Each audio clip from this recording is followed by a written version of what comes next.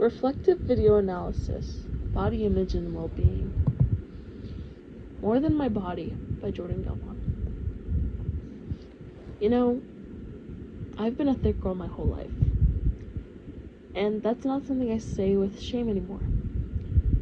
Though it used to feel like a confession. For most of my childhood, and honestly well into my late teen years, my body was seen in every room before I was. People noticed my shape, my hips, my chest, and my thighs, long before they bothered to notice the jokes I could crack, the grades I earned, and the way I could hold a conversation with my heart. Growing up, I didn't have the luxury of blending in. My body made decisions for me. In friendships, I was the mature-looking one before I was even mature. I was the one adults would warn boys about. And I was the one that other girls would compare themselves to. Sometimes I was a thick friend, the one they used to reference and point at how they were smaller or cuter or more acceptable. And even if they didn't say it flat out loud, I learned to read in between the sentences.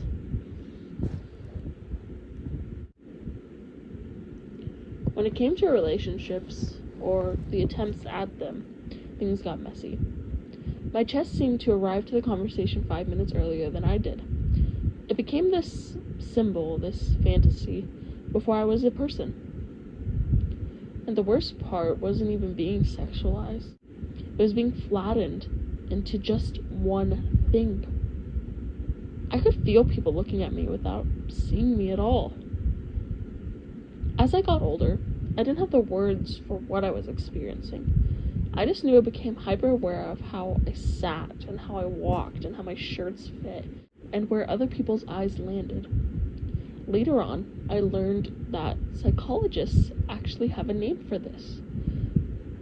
Ogle et al. 2019 call it body surveillance, the constant monitoring of our own body from the outside perspective, like you're watching yourself on a screen instead of living in your own skin. And let me tell you, I was a full-time security guard for my own body. I was always watching, and I was always adjusting, always shrinking even when my body wasn't. And along with all that came something even heavier: self-objectification. That is when you internalize the outside gaze so deeply that you start valuing yourself for how you look rather than who you are, just like Ogle et al. 2019 describes. And I did that. I really did. I thought my worth was living in my cup sizes and curves.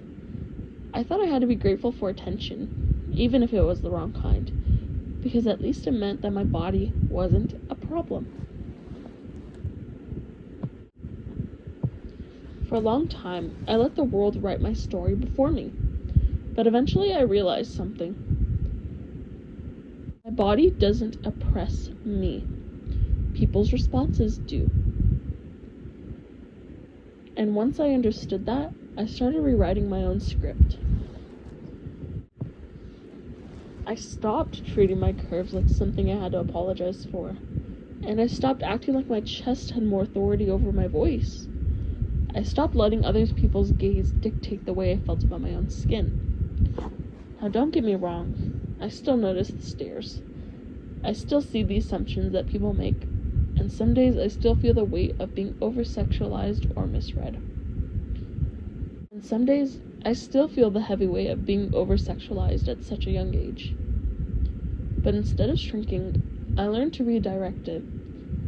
I've learned that my confidence isn't something I owe people. It's something that I own. My intelligence, my humor, my ambitions, my softness, and my strength are all things that matter. And if someone cannot see past my chest, that is not my burden. It's their limitation. But here's the real twist. I've learned to use parts of me that people have tried to weaponize against me as power instead. Not in a manipulative way.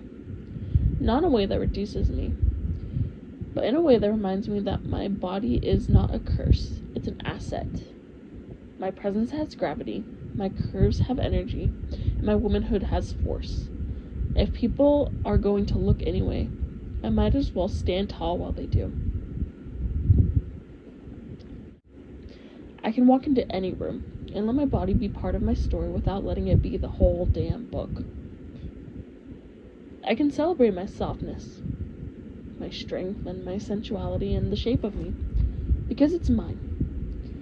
I get to decide what it means, not them. Hi, I am doing my reflection. With this assignment, I learned a lot about myself and what I was dealing with, and really looking into the Ogle et al. 2019.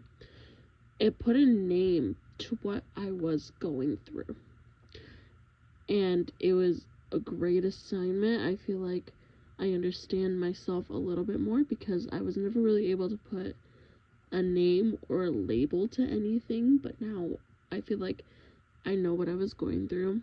I know what I have been going through, and it helps open my eyes to see more of like how this class of social psychology can make you realize things about yourself, and it's helping me. And I realize now that these social situations that I was put through, they have a name to them, and I feel a lot more clarification.